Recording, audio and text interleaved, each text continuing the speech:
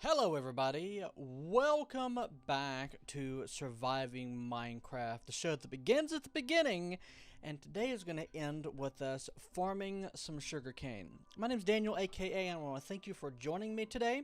I hope that today's video is informative, or if not, that is at least entertaining. If you do have any comments, please leave them in the comments section below. I would love to engage with my community.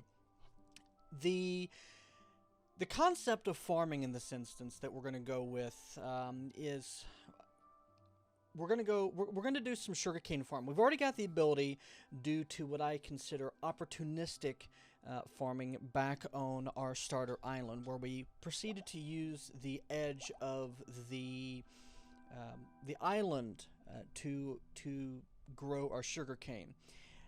That's not always ideal for a few reasons. It can be annoying picking up sugarcane that drops in the water. Maybe you don't want to spoil the view from the edge of the water. So with that in mind, there are three different types of sugarcane farms that we're going to be discussing and building today. The first one's going to be the easy one. This is the one that is sort of not going to take any mental effort to construct. The second one's going to be the efficient one. This is going to be a layout that is going to take every possible little bit of space and make it usable for farming sugarcane. The third one is going to be the automated one, where we start it up and that's it. It's fire and forget. Ultimately, I think in the end, having farms you don't have to do any real input on is going to be ideal. So let's go ahead. I've got a bunch of supplies with me. We're going to go ahead and head out here. And we're going to go down to this plains area where we're going to lay out a few platforms. So, sugarcane is a plant that grows adjacent to water blocks, such as these water blocks with stairs stuck in them here. A little opportunistic farming here. They clear this up. They automatically grow to a height of up to 3, where they will stop growing. And if you break them, as long as you break them at the second or third row and leave the bottom one alone, it will grow again without you having to replant them. And that part is kind of crucial to all farms associated with this. Okay, what I'm going to do here, this is going to be more of a stylistic way to do this farm than a realistic. I'm going to do a couple of raised platforms. So, first off, let's set a couple of chests down. Break this real quick here. Alright. And I'm going to shunt in a bunch of this here. I'm going to make ourselves a crafting table. And we're going to be building most of this out of spruce wood. So, just like that. I've got quite a few logs here. We're going to preserve the rest of that. And I want to do a stack of stairs. Actually, I want to do a full stack of stairs here. 4 stacks. So, let's go ahead and do an initial layout. I'm going to go ahead and do the layout, show you what we've done, and then build 3 of these real quick. By the way, I'd love to say shovel with efficiency 5. Really satisfying. Extremely satisfying. Let's go ahead and fill these in real quick.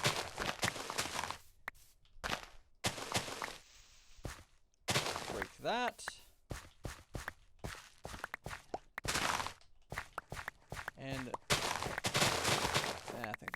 efficient. I do gotta say, I hate grass as well. Ugh. It has its place, but not around anything that I'm building.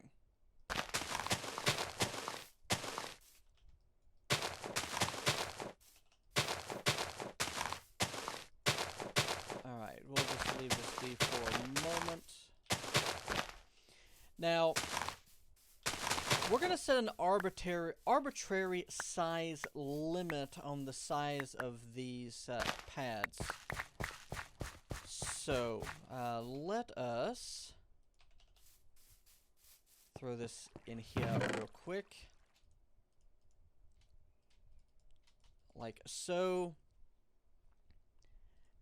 And so we're going to come off the road here, and then we're going to have a sort of pathway. Let's say we'll start 3 in. By the way, take shovels, right click, and you'll get a path. That's what's called a path block.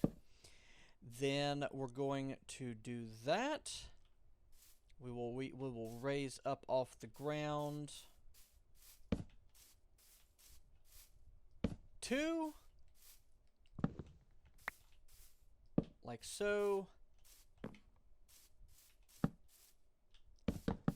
And I think that will look kind of cool enough.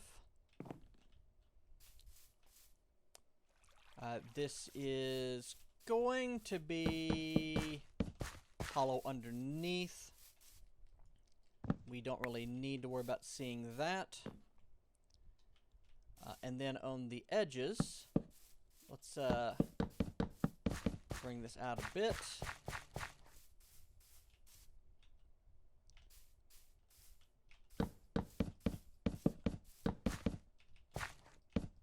So let's say we did this.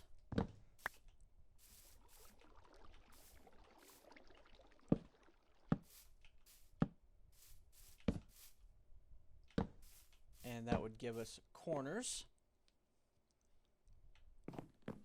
And I guess we kind of do want to have this particular part of it recessed by 1.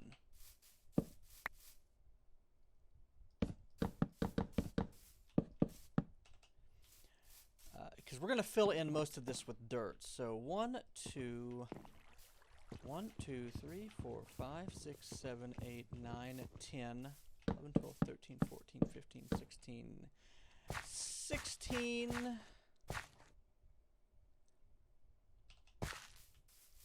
Let's see here. 1, 2, 3, 4, 5, 6, 7, 8.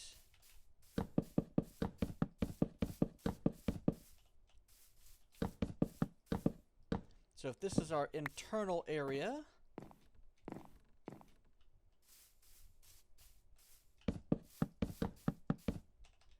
then we could do it like that. It would actually probably be quicker to have that part of it filled in.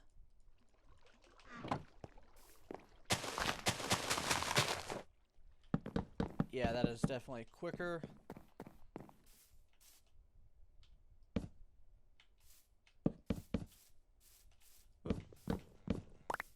So that's going to be there.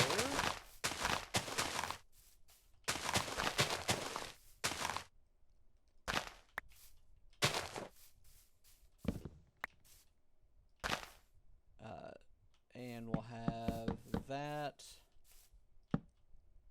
versus that. Grab some more of these.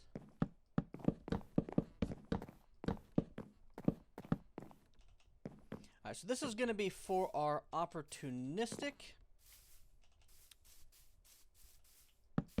Fill this in real quick.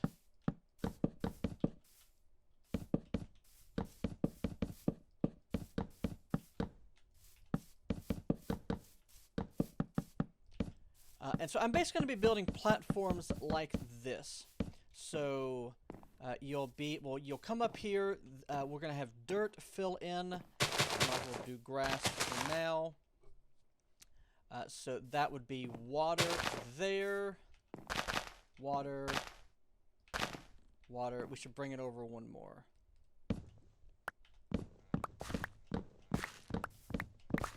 Yeah, that's what we should do.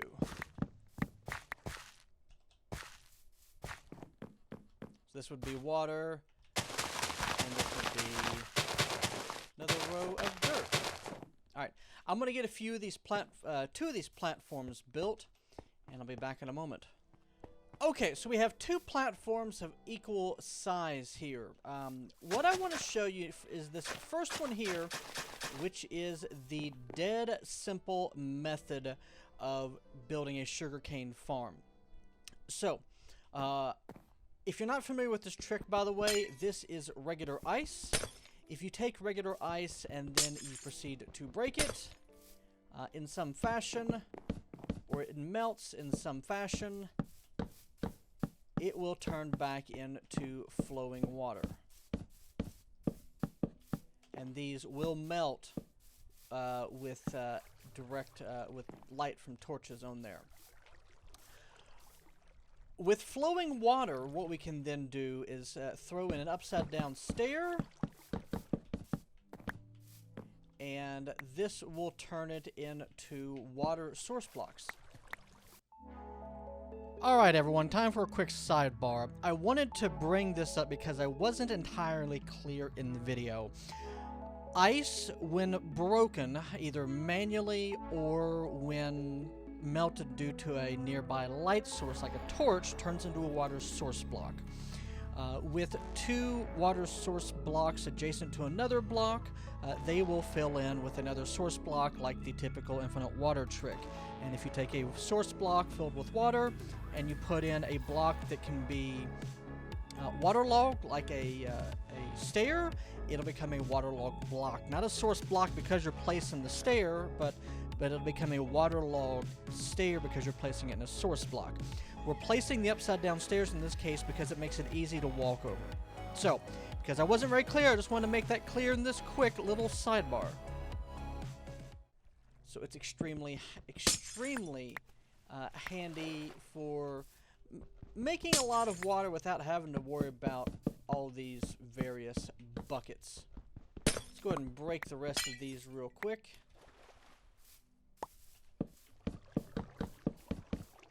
Get these various source blocks all set up. Do I have more? No, but we can make more. Break this real quick.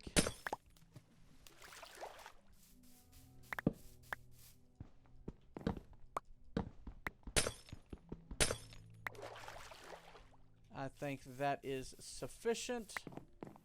Yeah, we got all our torches back. Okay. Let's grab... That's good for now. We'll come back here in a moment if we need to. Let's go ahead and fill the rest of these in very quickly. So since we're using stairs, the water source block is still considered to be there, and this lets us place down sugarcane adjacent to a water source block without having to have the water something to step in. Since this is a flat block, you can then run across, etc., and stuff won't fall into the water. So this is efficient in terms of time, but it's not the most efficient in terms of where you're going to end up, how much water you need, and how much sugar cane that you can plant. Let's fill this in real quick. Alright. So this is the dead easy and basic design. Here is the other way. This uses a pattern, sort of a pinwheel pattern. It is a lot more efficient at having adjacent water blocks. So every grass or dirt block that you see here that is adjacent to this ice is adjacent to at least one bit of ice. All of them. So let's break a couple of here.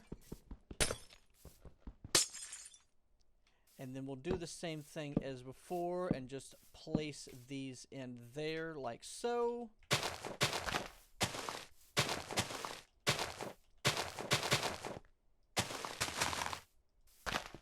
and you'll see that, say, this one is adjacent to there, that's adjacent to there, that one is adjacent to there, etc. The concession you have to make if you're going to go with this sort of build out is that you'll have a couple of blocks on the edges that will need to be water in order for some of these to be adjacent. Thankfully, it's not that big a deal, and since we are using these wooden blocks here to elevate it, we can fill this in, waterlog a stair, and we can be none the wiser as to which of these are in fact water blocks. Let's go ahead and do the rest of this real quick here. See, didn't get it correct way up. There we go.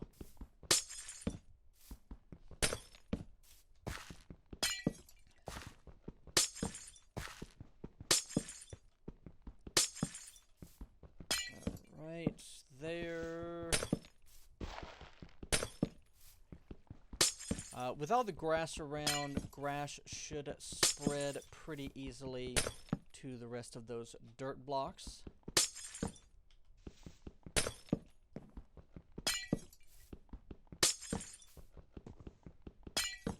Like so. Almost done.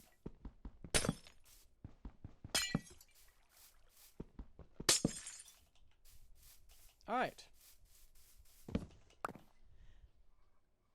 And with the power of this all being water now, everything is adjacent. This is the most efficient way to get sugarcane up. Here's another one we got to get to fill in here.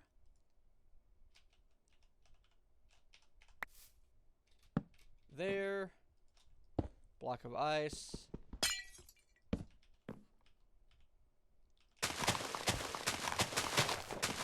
So in terms of straight efficiency of placeable area, you can get a lot more sugarcane. And if you don't manual harvesting, here's another one that we're going to have to fill in. I'm going to have to go steal... actually, I got a regular bucket of water here. There we go. This is going to give you, for the equivalent size space, it's going to give you the most output of sugarcane. Let's go break these real quick here. Just to reuse these, because we no longer want to have to deal with these. All this ugly sugarcane crowding the area. How you doing, horse? Alright, let's sleep real quick so we don't have to deal with that. Voila! And let's finish this out here.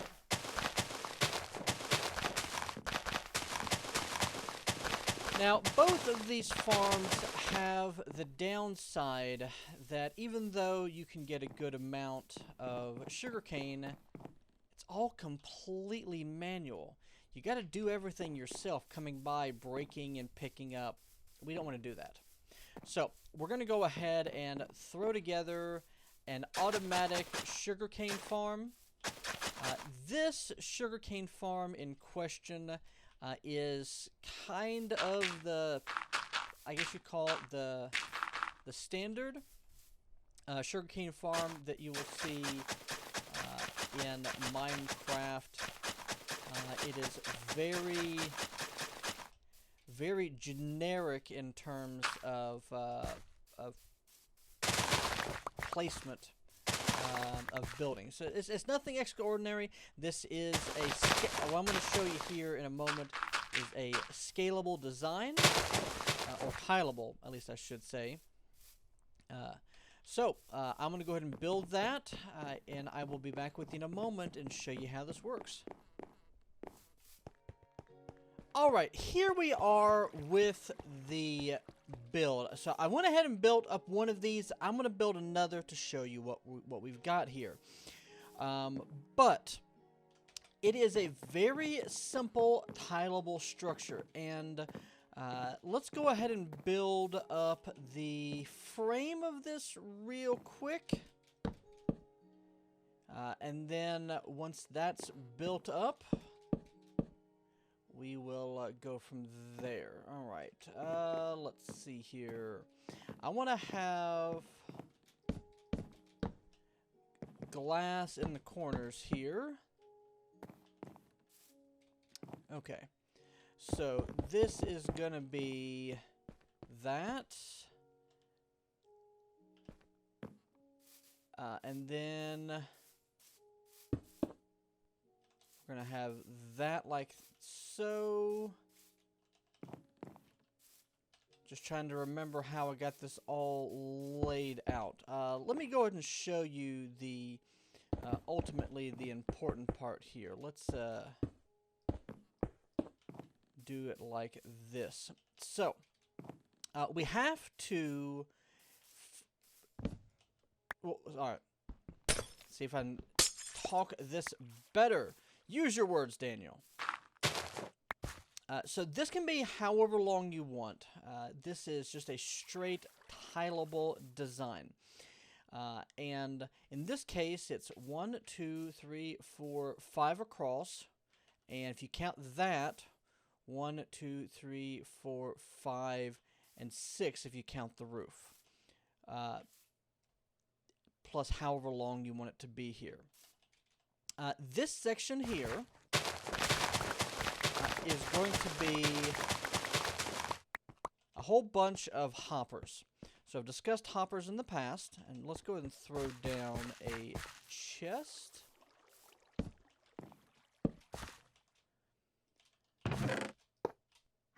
And these hoppers are going to point into one another, so anything that drops into any of them is going to make its way down through. Now, this is kind of expensive. Let's go ahead, fill this in. Yeah, there we go. Basically, each section of this, each tile of this is going to need, in terms of iron, 6 iron.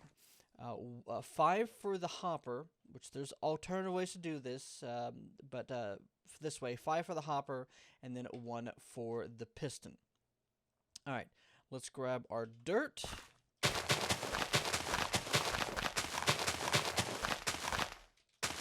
Check. Let's go ahead and grab a stair. We need to go pick these up real quick. Stairs. There we go. Because we can't have a full block and this still open up, so a stair will do the job. Now we're going to go ahead and place this ice down and then break it to give us a water.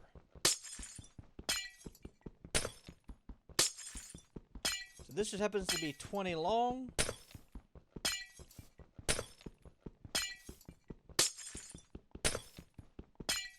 Come on. There we go. And, okay. Let's go ahead and place a row of blocks back here.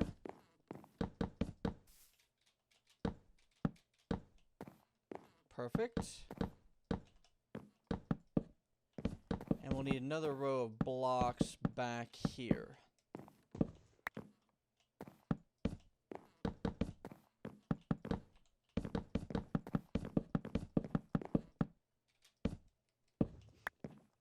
Okay, so the way this will work is you got a sugarcane here. Now, we want the sugarcane to be broken off at 2 or higher, so that's going to entail the use of a piston. Now, what we want to do is we want the piston to know to fire when it gets to, in this case, the third high.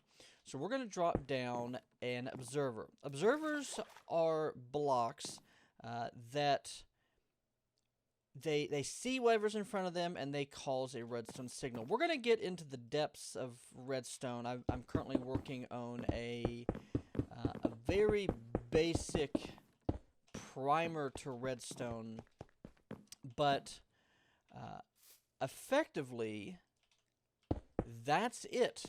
So this here goes, aha. So it grows up normally, and then it goes, aha, you are at 3. And it pushes it. That's the entire farm.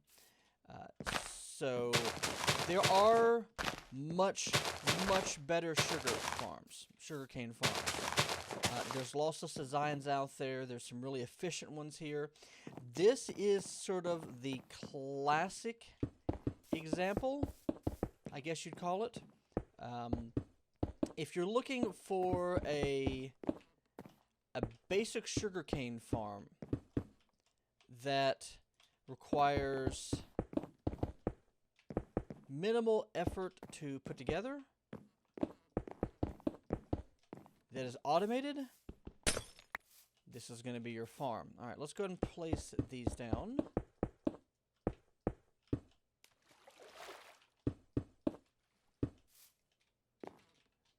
And not like that.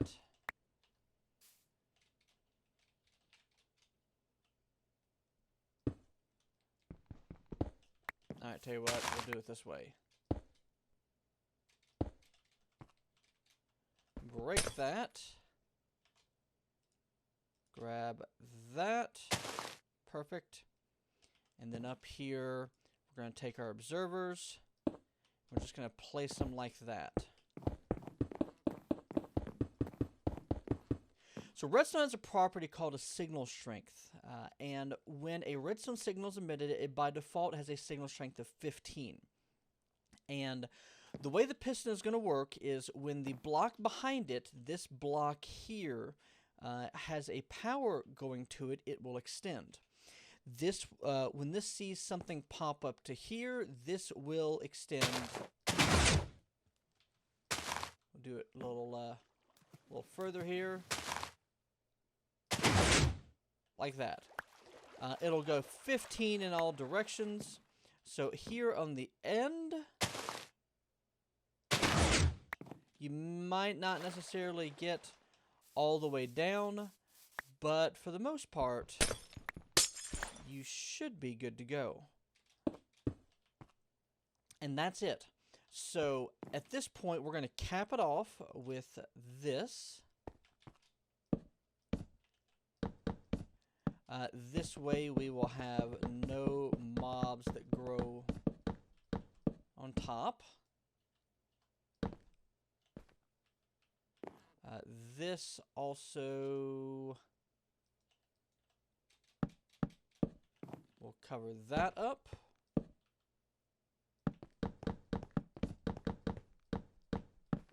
And that's it. So it's not... I should say efficient. It's not as purely efficient as if you were, you know what, let's be lazy. There we go. As if you were doing it yourself. You can get a lot of redstone packed in there. So we've only got a line of 20 in the space of this entire contraption here. But the fact that you don't have to be there means you can sit back and let it do the job. And just every now and then, whenever you find that you need a little bit of sugarcane, you come back and you collect it. Alright, let's, there we go. So it is definitely not as fast. But for the time being, I think it will do the job. I think it will do the job. And let's go ahead and just mine out around this. And let's do 3 here. Let's pull this up real quick. Yeah, this is just a little bit of decoration. Because we have some monsters out there. So, that is all for this episode. We have 3 ways of creating a farming sugarcane. So we're going to pick this up on the next episode. We'll have a new project, well, a new topic at the very least to go through. So I hope you have enjoyed. If you haven't learned something, hope you've at least had fun watching me build this. If you have any questions or comments, leave them in the comment section below. Please remember to hit that thumbs up button if you've enjoyed, and the bell notification button to get notified when I release new videos. And as always, my name is Daniel. Thank you for watching. You have a good day.